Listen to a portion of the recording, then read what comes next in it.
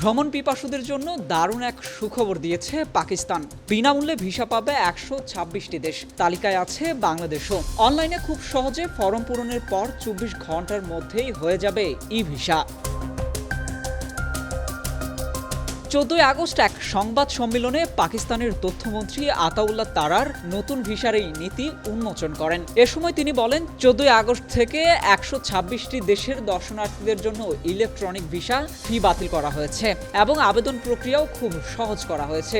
দেশগুলো থেকে ভ্রমণ ও ব্যবসায়িক উভয় কাজের জন্য বিনামূল্যে 90 দিনের ভিসা পাওয়া যাবে। ভিসা সহজতর হওয়ার পর বাংলাদেশের মানুষকে ভ্রমণ করতে উদ্বুদ্ধ করছে পাকিস্তানের বিভিন্ন ভ্রমণ সংস্থা। পাকিস্তান ট্রাভেল গাইড নামের এক ভ্রমণ সংস্থা এক্সের পোস্টে লেখেন, বাংলাদেশের মানুষের জন্য এখন পাকিস্তানের ভিসা ফ্রি।